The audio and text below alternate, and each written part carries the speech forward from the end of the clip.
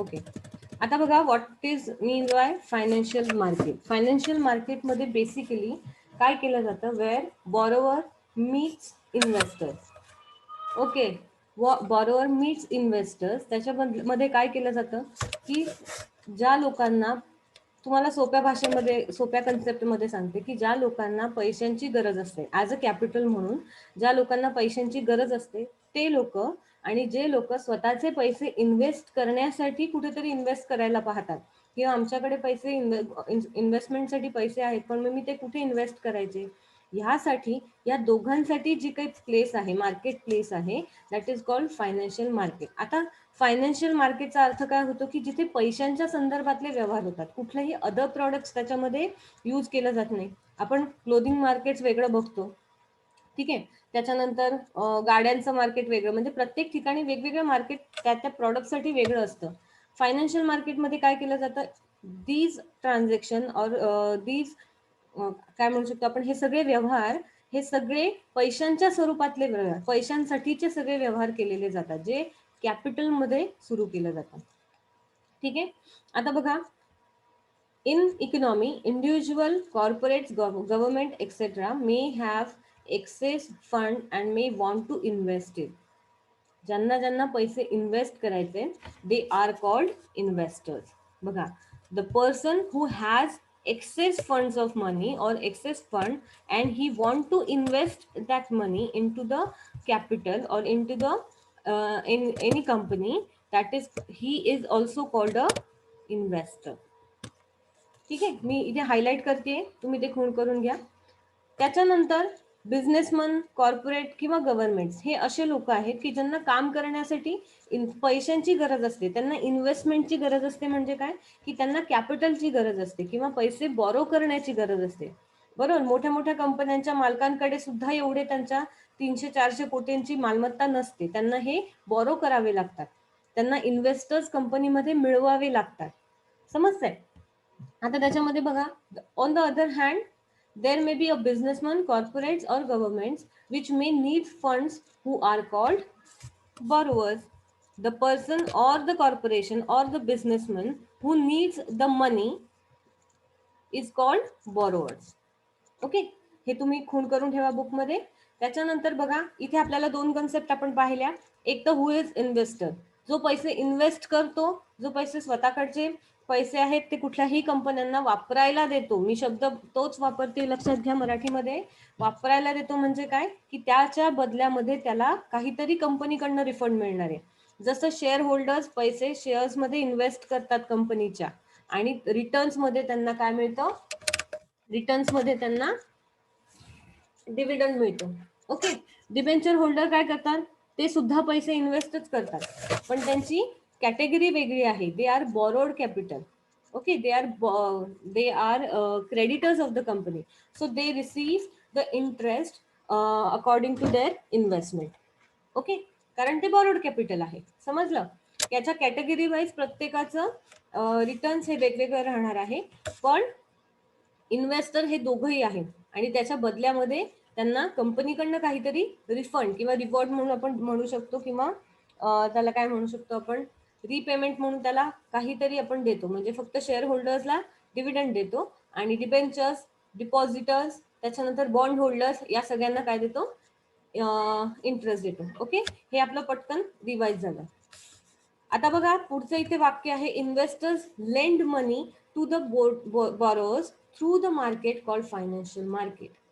आता हे जे काही पैशांची देवाणघेवाण करायची, बरोबर, खरेदी विक्री, ही जी काही शेअर्सची खरेदी विक्री करायची, त्याच्यानंतर डिबेंचर्सची खरेदी विक्री करायची, ही कुठे केली जाते, तर ही केली जाते ती फायनान्शियल मार्केटमध्ये. It has to be in the financial market.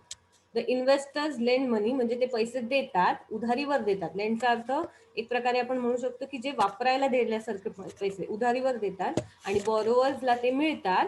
हे कशाच्या, कुठल्या मार्केट थ्रू मिळतात, फायनान्शियल मार्केट थ्रू. समजलं?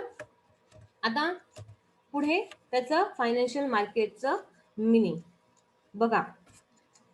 फायनान्शियल मार्केटमध्ये ज्या कंपनीच्या फायनान्शियल ॲसेट्स आहेत किंवा फायनान्शियल इन्स्ट्रुमेंट्स आहेत, आपण त्याला म्हणू शकतो कंपनीच्या सिक्युरिटीज ज्या आहेत, त्या एक्सचेंज केल्या जातात किंवा खरेदी विक्री केल्या जातात.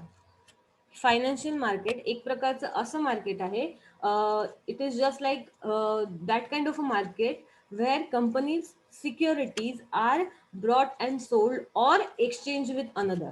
आता इथे एक्सचेंज अँड एक्सचेंज हा शब्द का वापरलाय? कारण खरेदी विक्री आपण काय करतो, एका शेअर होल्डर कडनं दुसऱ्या शेअर होल्डरकडे आपले शेअर्स काय करतो, ट्रान्सफर करतो, एक्सचेंज करतो. ठीक आहे, त्याच्यामध्ये कशाच्या बदल्यामध्ये होतात, हे सगळं पैशांच्या बदल्यामध्ये एक्सचेंज केले जातात. बघा, फर्स्ट वाक्य आपल्याला पुस्तकामध्ये दिलंय बघा, the financial market is a market where financial assets like financial instruments are brought and sold. आता इथे या बाजूला तुम्ही साईडला लिहून ठेवा, इथे मी फक्त स्टार करते, तिथे तुम्ही लिहून ठेवा आपल्या फायनान्शियल ॲसेट्स कुठल्या आहेत. एक तर फायनान्शियल ॲसेट्स म्हणजे कुठल्या, की जे share holders, shares, debentures, bonds, deposits आणि अजून फायनान्शियल इन्स्ट्रुमेंट्स, जे स्वतःचे फायनान्शियल इन्स्ट्रुमेंट जिथे खरेदी विक्री किंवा एक्सचेंज केली जाते. ठीक आहे, हे सोपं आहे, हे लक्षात राहायला सोपं आहे. आता पुढे बघायचं आहे, financial market helps in the mobilization of savings and convert it into the investment. आता ह्या वाक्याचा अर्थ मी तुम्हाला सोप्या एका एक्झाम्पल मध्ये सांगते. बघा, समजा आमच्याकडे किंवा एखाद्या व्यक्तीला महिन्याचा त्याचा पगार जमा होऊन होऊन होऊन त्याच्याकडे वर्षाच्या शेवटी समजा 5 ते 10 लाख रुपये त्याची सेव्हिंग्स बाजूला झालेली, and he want to invest that saving in to the financial market. त्याला त्या इन्व्हेस्ट त्या जी काही त्याची 5-10 लाख रुपये साठवलेले आहेत, त्याची सेव्हिंग्स जी काय आहे ही त्याला फायनान्शियल मार्केटमध्ये काय करायची, इन्व्हेस्ट करायची. ठीक आहे, मग तो काय करतो, त्याच्या बँकेच्या सेव्हिंग अकाउंट मधनं काढून तो आत्ताच्या करंट सिच्युएशनला तो काय करणार, डीमॅट अकाउंटला टाकणार. डीमॅट अकाउंट हे तुम्हाला माहिती आहे, डीमॅट अकाउंट हे फक्त फायनान्शियल ट्रान्झॅक्शन म्हणजे कॅपिटलसाठी, म्हणजे शेअर्सचे खरेदी विक्री करण्यासाठी किंवा डिबेंचर्सची ऑनलाईन खरेदी विक्री इलेक्ट्रॉनिक स्वरूपामध्ये, इलेक्ट्रॉनिक मोडमध्ये खरेदी विक्री करण्यासाठी डीमॅट अकाउंट ओपन करतो आपण. Dematerialise account, that is called demat account. आता बघा, इथे काय झालं, त्या माणसाला जी काही सेव्हिंग झाली होती, ही सेव्हिंग्स कशामध्ये कन्वर्ट झाली, कशामध्ये गेली, इन्व्हेस्टमेंटमध्ये कन्वर्ट झाली. आणि ती कुठे गेला तो सगळा पैसा, तो फायनान्शियल मार्केटमध्ये फिरायला लागला. बरोबर, त्यांनी एखाद्या कंपनीचे शेअर्स विकत घेतले, म्हणजे त्याची सेव्हिंग्स कुठे गेली, भारताच्या पूर्ण फायनान्शियल मार्केटमध्ये ते चलनामध्ये तो पैसा आला. समजतंय, हे कन्सेप्ट समजली ही. Financial market helps in mobilisation. Mobilisation म्हणजे काय, की चलन वाढवणे. Helps in mobilisation of savings and convert it in to the investment. तुमची सामान्य माणसाची सेव्हिंग्स ही इन्व्हेस्टमेंटमध्ये कन्वर्ट करण्याचं काम या फायनान्शियल मार्केटमध्ये केलं जातं. Thus, financial market act as an intermediary between the investors and borrowers. इंटरमिडियरीचं मी अर्थ काय, तो त्या दोघांमधला कनेक्टर किंवा आपण म्हणू शकतो तो त्या दोघांमधला मध्यस्थी. हा, ऍज अ आपण दुवा म्हणून तो मधल्या इन्व्हेस्टर्स आणि बॉरोवर्सचं काम करत असतो. समजला हा अर्थ, समजला. Financial instruments are documents in the form of legal agreement between two parties and having monetary value. It represents a financial assets to one party and financial liabilities to another party. Securities like shares, bonds, debentures, derivatives, commercial papers are the financial instrument. What are the financial instruments that we are using? Share, bonds, debentures, derivatives and commercial paper. Commercial paper म्हणजे काय हे तुम्हाला माहिती आहे, की काही ठिकाणी commercial paper, bonds आणि डिबेंचर्स किंवा एखाद्या कमर्शियल पेपर तयार करतात, म्हणजे काय करतात, की एक प्रकारे ती ऍसेट म्हणून समजली जाते, कंपनीची ती ऍसेट म्हणून समजली जाते.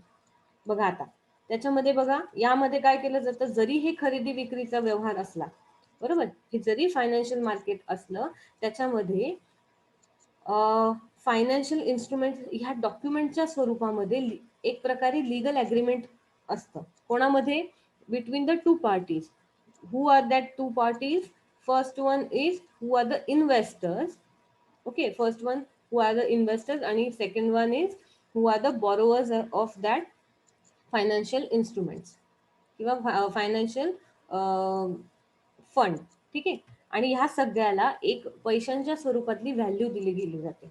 बघा, तुम्हाला शेअर सर्टिफिकेट ज्या वेळेला तयार करून कंपनी देते त्यावेळेला त्या शेअरची किंमत जेवढी आहे तेवढी त्या शेअर सर्टिफिकेटची काय असणार आहे, किंमत असणार आहे. म्हणजे त्या डॉक्युमेंटला एक मॉनेटरी व्हॅल्यू मध्ये कन्वर्ट केलं जातं आणि मग त्याचा वापर ॲज अ गुड्स म्हणून किंवा एखादी वस्तू म्हणून असं आपण करू शकतो. इथे आपण कुठलंही प्रॉडक्ट तयार करून या फायनान्शियल मार्केटमध्ये विकत नाहीये.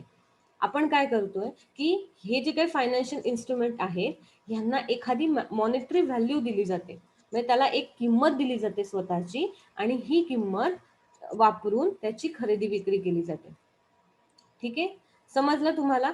एका पार्टीला, तर ह्या ज्या काही दोन पार्टीज आहेत, कोण? खरेदीदार म्हणजे इन्व्हेस्टर्स आणि बॉरोवर्स. ह्या ज्या काही दोन पार्टीज आहेत त्यातल्या एकाला फायनान्शियल लायबिलिटी दिली जाते आणि दुसऱ्याला फायनान्शियल ऍसेट दिली जाते. बघा, जो माणूस पैसे इन्व्हेस्ट करतो, इन्व्हेस्टर्सला काय केली जाते, तो पैसे इन्व्हेस्ट करून काय करतोय, त्याची फायनान्शियल ऍसेट गेन करतोय. म्हणजे मी समजा जर एखाद्या शेअर्स मध्ये, एखाद्या कंपनीच्या शेअर्स मध्ये माझे पैसे इन्व्हेस्ट केले तर माझी काय वाढणार आहे, मी जर इन्व्हेस्टर असेल तर माझी फायनान्शियल ऍसेट वाढणार आहे. बरोबर आहे. आणि जर मी माझ्या कंपनीने दुसऱ्या कुठल्या तरी व्यक्तीकडनं शेअर्सच्या बाबतीतले पैसे, शेअर कॅपिटल घेतलं असेल, म्हणजे पैसे बॉरो केले असतील, तर मला कधी ना कधी ते परत करावे लागणार आहे. बरोबर. म्हणजे ती माझी काय तयार होणार आहे, फायनान्शियल लायबिलिटी तयार होणार आहे. या दोन्ही कन्सेप्ट कळायला तुम्हाला, फायनान्शियल ऍसेट आणि फायनान्शियल लायबिलिटी. बरोबर. समजण्यासाठी सोप्या भाषेत लक्षात ठेवायचं, जे लोक पैसे इन्व्हेस्ट करतात, the person who are investing their money, it creates their financial asset, and the company or the businessman or the corporate who are borrowing money or borrowing some kind of a fund from the investor, they are creating their financial liability. Okay, समजलं? आता डिरायव्हेटिव्हचा अर्थ आपल्याला इथे बॉक्समध्ये दिलाय. हा जो काही शब्द आपण इथे पाहिला होता डिरायव्हेटिव्हचा, त्याचा अर्थ काय इथे आपल्याला दिलाय. बघा, तुम्हाला या बॉक्समध्ये दिलाय. बघा, it is a financial instrument which derives its value from the underlying asset. The underlying asset can be shares, stock, bond, currencies or commodities. म्हणजे आता याचा अर्थ काय होतो, समजा एखादा, बेसिकली तुम्हाला सोप्या भाषेत एकदम सांगते की तुमच्याकडे एखादी जागा आहे किंवा एखादी गाडी आहे, त्या गाडीचे पेपर्स वगैरे जे काही असतात किंवा त्या जागेचे पेपर्स काहीतरी असतात. आता इथे शेअर्स आणि स्टॉक्सच्या बाबतीत सांगितलंय किंवा बॉन्ड पेपर सांगितलेत, करन्सी सांगितलीये. तुमच्या ज्या काही करन्सी आहेत की ज्या एक प्रकारचे ज्याची व्हॅल्यू कन्वर्ट केली जाते, किंवा एखाद्या वस्तूची किंवा एखाद्या म्हणू शकतो आपण ऍसेटची व्हॅल्यू ज्या पेपर्स मध्ये आपण मेंटेन करतो किंवा ज्या पेपर्स मधनं आपल्याला समजते, दॅट इज कॉल्ड डिरायव्हेटिव्ह. सोप्या भाषेत लक्षात ठेवायचं. तर आता बघा, त्याच्यानंतर या फायनान्शियल मार्केटमध्ये मोस्टली काय केलं जातं, इन्व्हेस्टर्सला अट्रॅक्ट फंडसाठी त्यांच्याकडनं घेतले जातात आणि ते चॅनलाइज कोणामध्ये केले जातात, कॉर्पोरेशन्समध्ये किंवा बिझनेसमध्ये.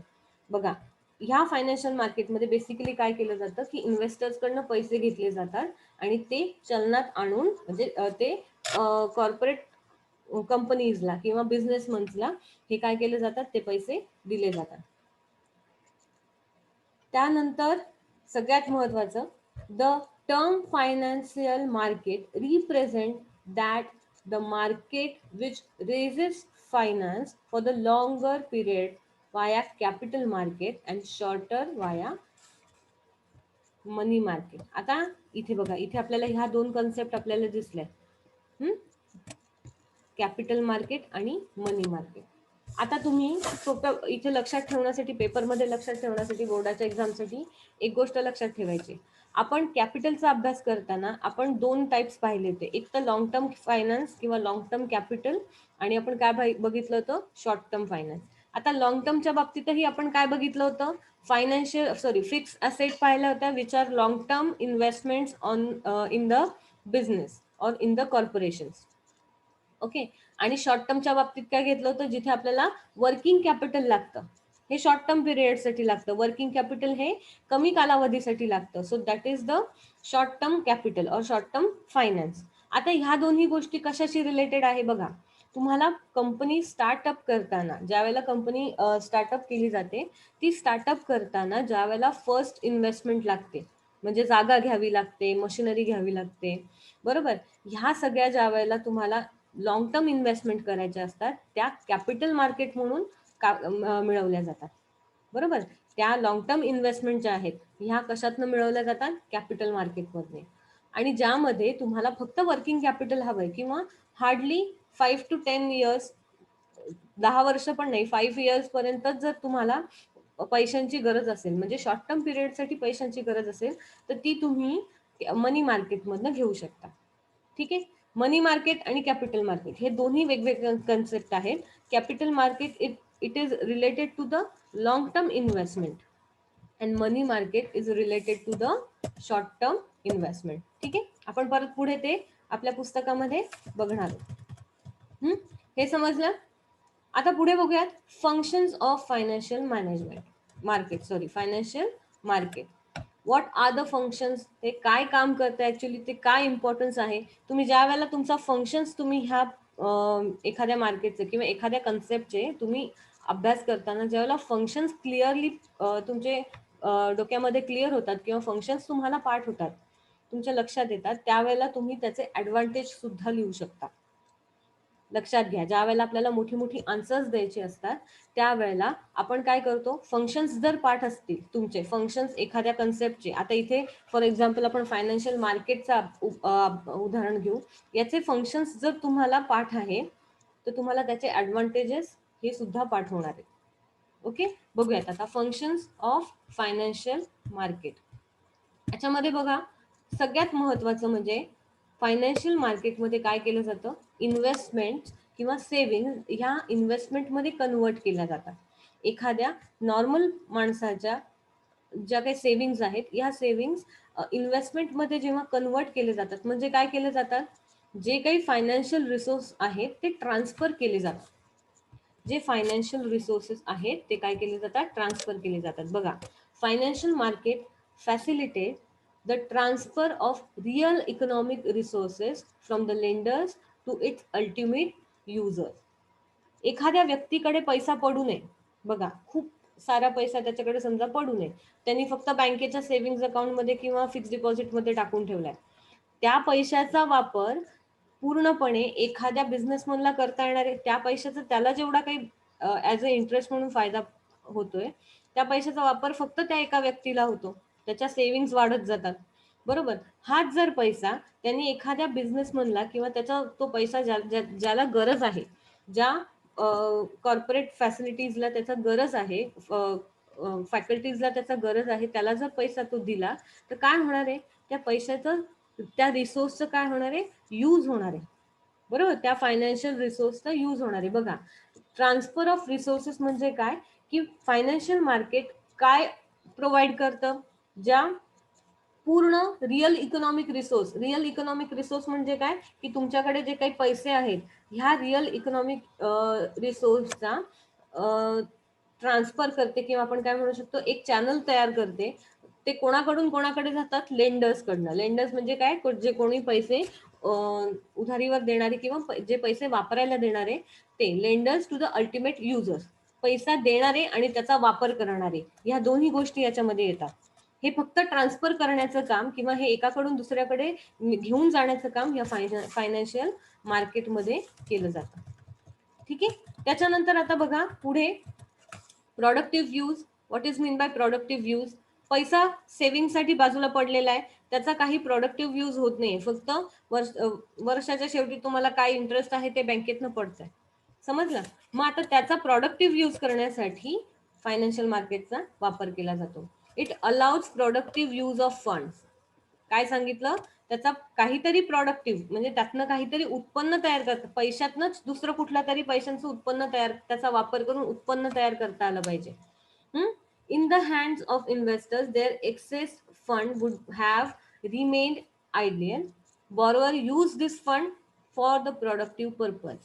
एखादं प्रोडक्टिव्ह पर्पज म्हणजे काय, की त्याला काहीतरी काम करण्यासाठी किंवा त्याचं जे काही कंपनीचं उत्पादन आहे, जे काही प्रोडक्शन आहे ते करण्यासाठी ह्या फायनान्शियल फंडचा तो वापर करतो. म्हणजे ते जे काही बँकेमध्ये पैसे पडून राहणार होते याच्याऐवजी त्याचा वापर प्रोडक्टिव्ह यूज करण्यासाठी होऊ शकतो किंवा काहीतरी त्याच्यातनं प्रोडक्टिव्ह तयार होऊ शकतं.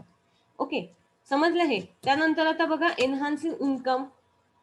एनहान्सिंग इन्कम म्हणजे काय, हे सगळं मोस्टली बघा फायनान्शियल इन्व्हेस्टर्सच्या बाबतीमध्ये हे आपले सगळ्यात महत्वाचे ऍडव्हान्टेज म्हणून हे 3 पॉईंट आहेत. एनहान्सिंग इन्कम म्हणजे काय, की जर तुम्ही बँकेमध्ये तुमचे पैसे, तुमच्याकडे 10 लाख रुपये पडलेत आणि तुम्ही ते फक्त बँकेमध्ये ठेवले तर तुम्हाला फक्त बँकेचं इंटरेस्ट येणार आहे. हेच जर तुम्ही इक्विटी शेअर्समध्ये इन्व्हेस्ट केले तर वर्षाच्या शेवटी कंपनीला जो काही प्रॉफिट होणार आहे त्या प्रॉफिट मधला शेअर तुम्हाला कंपनी देणार आहे. लक्षात येत आहे. म्हणजे तुमचं काय होणार आहे, जे इन्कम तुमचे पैसे बँकेमध्ये पडून होते त्याचा वापर करून तुम्ही काय करणार आहे, तुमचं इन्कम वाढवू शकणार आहात. जे लोक इन्व्हेस्टर आहे ते लोक काय करतील, तुमचा इन्कम त्याच्यामध्ये वाढणार आहे. लक्षात येत आहे. आता बघा financial market allows lender to earn interest or dividend on their surplus fund, thus leading to the enhancement of individual and the national income. National income म्हणजे काय, प्रत्येकाचं तुम्ही इकॉनॉमिक्स मध्ये नॅशनल इन्कम हा पॉइंट वाचलेला आहे. What is mean bye national income आणि national income कसं इन्क्रीज होतं हे सुद्धा तुम्ही इकॉनॉमिक्स मध्ये वाचलेलं आहे. प्रत्येक माणसाचं इन्कम वाढत गेलं की त्याच्यावरती काय होणार आहे, त्यानुसार प्रत्येक देशाचं नॅशनल इन्कम वाढत जाणार आहे. अमेरिका हा श्रीमंत का आहे, श्रीमंत देश का म्हटला जातो, कारण त्यांच्याकडे प्रत्येक माणसाचं इन्कम कम्पॅरेटिव्हली आपल्या इन्कमपेक्षा म्हणजे इंडियन पॉप्युलेशन पेक्षा त्यांचं जास्त आहे. आपल्याकडे भारतातल्या एका माणसाला जेवढा पगार मिळतो त्याच्यापेक्षा जास्त त्यांना पगार मिळतो, म्हणजे त्यांचं इन्कम आहे. सो त्यांचं नॅशनल इन्कम जास्त आहे. हे मी अगदी बेसिक सोप्या भाषेत सांगितलं. इकॉनॉमिक्स मध्ये तुम्ही हे डिटेलमध्ये अभ्यास केला असणार आहे. ठीक आहे. आता बघा कॅपिटल फॉर्मेशन. कॅपिटल फॉर्मेशन म्हणजे काय, की एखाद्याला जेव्हा कंपनी स्टार्टअप करायची असते किंवा कंपनी चालू ठेवण्यासाठी कॅपिटल तयार करण्याची जी काही गोष्ट आहे, बघा तुम्ही नॉर्मली असं म्हटले की चला मला उद्यापासून आता व्यवसाय सुरू करायचा आहे, मी आता बिझनेस करणार आहे. मग हा बिझनेस करण्यासाठी तुम्हाला बेसिक कॅपिटल काहीतरी लागणार आहे, बरोबर. हे जे काही बेसिक कॅपिटल आपल्याला लागणार आहे, पण हे कॅपिटलचं फॉर्मेशन करण्याची गरज पडते किंवा हे कॅपिटल मिळवायचं कुठे, तर ह्या फायनान्शियल मार्केटमधनं हे कॅपिटल फॉर्मेशन करून दिलं जातं. बघा, a financial market provides a channel through which saving flows to the industrial and commercial organization in the form of capital. It leads to capital formation. बघा, माझ्याकडे जे काही सेव्हिंग्सचे पैसे आहेत मी ते कशामध्ये इन्व्हेस्टमेंटमध्ये केले आणि ती इन्व्हेस्टमेंट कशामध्ये कोणाला दिली, एखाद्या कंपनीमध्ये दिली. म्हणजे काय केलंय, सेव्हिंग्स ही प्रत्येक माणसाची सेव्हिंग्स ही फ्लो होत होत ती इंडस्ट्रियल आणि कमर्शियल ऑर्गनायझेशनकडे जाते आणि त्यातनं कॅपिटल फॉर्मेशन तयार होतं. त्याच्यातनं प्रत्येकाला नवीन नवीन कॅपिटल मिळत असतं. लोकांनी पैसे इन्व्हेस्टच केले नाही तर ह्या कंपन्यांना कॅपिटल मिळणार नाही आणि त्या पद्धतीने ते कामं करणार नाही. सो हे जे काही चॅनलाइज करण्याचं काम आहे आणि कॅपिटल फॉर्मेशन करण्याचं काम आहे हे फायनान्शियल मार्केटमध्ये केलं जातं. आता पुढे बघा price determination. What is mean bye price determination, जिथे प्राइसिंग केलं जातं. बघा, अ financial instrument traded in the financial market get their price from the mechanism of demand and supply. जी कंपनी जास्तीत जास्त प्रॉफिट कमवते, जी कंपनी आत्ता ट्रेंडिंग मध्ये आहे, लक्षात घ्या, तुमची जी कंपनी तुमच्या फायनान्शियल मार्केटमध्ये एखाद्या कंपनीची व्हॅल्यू काय आहे कसं ठरवलं जातं, जिथे फायनान्शियल मार्केटमध्ये ज्या कंपनीमध्ये जास्त इन्व्हेस्टमेंट केल्या जातात, जास्तीत जास्त लोकांना त्या कंपनीचे शेअर्स विकत घ्यायचे असतात, त्याला काय म्हणतात, त्यावेळेला ते काय करतात, त्यांची प्राइस, शेअर्सची प्राइस इन्क्रीज जेव्हा झाली तेव्हा तुमच्या डिमांड अँड सप्लाय थ्रू तुम्हाला काय केलं जातं, प्राइस डिटर्मिनेशन करता येतं. बघा, the financial instrument traded in the financial market get their price from the mechanism of demand and supply. The investors are the suppliers of the fund and the corporate are users of it. The interaction between two and other market factor will help the determine the price. समजा आता इथे demand and सप्लायचा विषय काय आलाय की एखादी company आहे आणि ती कंपनीला पैशांची गरज आहे, फंड्सची गरज आहे, कॅपिटलची गरज आहे. मग ती कोण आहे? ती डिमांड करते कॅपिटलची, बरोबर. आता ह्या व्यक्तीचा सप्लायर कोण असणार? ह्या कंपनीचा सप्लायर कोण असणार आहे की जे पैसे इन्व्हेस्ट करतात? They are the suppliers. Okay, they R the suppliers of that company. मग आता ह्या दोघांमधलं इंटरॅक्शन करून त्या कंपनीच्या शेअर्सची प्राइस ठरवली जाते. ज्या कंपनीला जास्त डिमांड आहे किंवा ज्या इन्व्हेस्टर्सला, ज्या प्रकारच्या इन्व्हेस्टमेंट्सला जास्त डिमांड आहे, त्यानुसार डिमांड अँड सप्लायच्या मेकॅनिझम थ्रू तुमची प्राइस डिटरमाइंड केली जाते. तुमच्या कंपनीच्या शेअर्सची प्राइस डिटरमाइन केली जाते, बरोबर. फायनान्शियल पोझिशन त्याच्यामध्ये त्या प्रत्येक कंपनीला स्वतःची समजत असते. ओके, आता सेल मेकॅनिझम म्हणजे काय? पुढे बघा, याच्यामध्ये फायनान्शियल ऍसेट सेल केल्या जातात. बघा, फायनान्शियल मार्केट प्रोव्हाइड्स मेकॅनिझमचा अर्थ काय होतो की एक सिस्टीम सेट करून दिली जाते. लक्षात घ्या, सोप्या शब्दात बघायचं झालं तर बाईंग अँड सेलिंगची एक प्रकारे या फायनान्शियल मार्केटमध्ये सिस्टीम सेट करून दिली जाते. इन्व्हेस्टरला काय करायचे? फक्त पैसे इन्व्हेस्ट करायचे, कसे विकायचे, काय करायचे हे त्याला एक सिस्टीम घालून दिलेली आहे. आणि ज्यांना पैसे हवेत, जे असे बॉरोवर्स आहेत, त्यांना सुद्धा पैसे मिळवायचे असतील तर इझिली त्यांना त्या फायनान्शियल मार्केटमधनं पैसे मिळू शकतात. बघा, financial market provides mechanism for the selling of financial asset by the investor so as to offer the benefit of marketability and liquidity of such assets. बघा, तुमच्याकडच्या फायनान्शियल ॲसेट्स म्हणजे तुमच्याकडे जे काही साठवलेले पैसे आहेत, हे तुम्हाला जर इझिली करायचं असेल, इन्व्हेस्ट करायचे असतील, तर त्यासाठी त्याची मार्केटेबिलिटी आणि लिक्विडिटी ऑफ असेट. लिक्विडिटी म्हणजे काय की किती पटकन ते एक्सचेंज होतं, किती पटकन ते चलनात येतं, that is called liquidity of asset. समजलं हे? आता पुढे बघा, मोबिलाइज फंड. मोबिलाइज करणे म्हणजे काय करणार? ते पैसे एका व्यक्तीकडून दुसऱ्या व्यक्तीकडे, जे काही idle funds in the hands of investment can be productively use by the corporate. एखाद्या व्यक्तीची इन्व्हेस्टमेंट ही त्याची इन्व्हेस्टमेंटच लाईफ टाईम राहणार आहे, पण त्याचा वापर करून काहीतरी प्रोडक्टिव्हली यूज त्याचा करायचं काम हे कॉर्पोरेट्स करणार आहे. कॉर्पोरेटचा अर्थ इथे बिझनेस किंवा तुम्ही काय म्हणू शकता, कंपनी. कॉर्पोरेट लोक काय करतो, आपण इन्व्हेस्टमेंट एखाद्या कंपनीमध्ये दिली की ती आपली इन्व्हेस्टमेंट जशीच्या तशी राहते, पण कंपनी काय करते? त्याचा वापर करते, ते फंड्स मोबिलाइज करते, बरोबर, त्याचा वापर करते आणि त्यातून काहीतरी प्रोडक्टिव्ह यूज तयार करते. समजलं? आता बघा, investors that have savings must be linked with the corporate that required investment. So financial market enables the investors to invest their savings according to the investment. So financial market enables the investors to their savings according to their choices and risk assessment. This will utilize the idle funds and the economy will boom. याचा अर्थ mostly काय होतं की तुमच्याकडे जे काही investment करण्यासाठी पैसे आहेत, हे कंपनी काय करते? वापरते, आणि त्यातून नवीन नवीन त्यांचे जे काही त्यांना जे काही जेवढा जास्त प्रॉफिट होणार आहे, तर सगळा प्रॉफिट काय केलं जातं?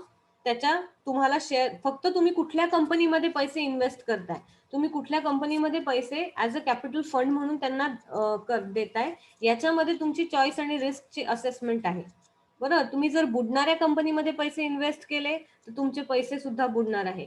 आणि त्याच्यानंतर जर तुम्ही एखाद्या चांगल्या कंपनीमध्ये, की जी कंपनी कंटिन्यू प्रॉफिट मेकिंग आहे किंवा ती कंपनी चांगल्या वेल कंडिशन मध्ये आहे, की जी ट्रेंडिंग मध्ये आहे, अशा कंपनीमध्ये जर तुम्ही पैसे इन्व्हेस्ट केले तर तुमच्या बरोबर तुमचे फंड सुद्धा युटिलाइज होतील आणि देशाची इकॉनॉमिक सुद्धा काय होणार आहे, त्याचा इकॉनॉमिक्सचा सुद्धा फायदा होणार आहे, देशाच्या संपूर्ण अर्थव्यवस्थेचा सुद्धा फायदा होणार आहे. ओके, आता 8th point is liquidity. What is mean bye liquidity? तुमच्याकडे साठलेले पैसे हे चलनात आणण्याचं काम, दॅट इज मीन लिक्विडिटी. बघा, the financial market provides the mechanism for liquidating the financial instrument.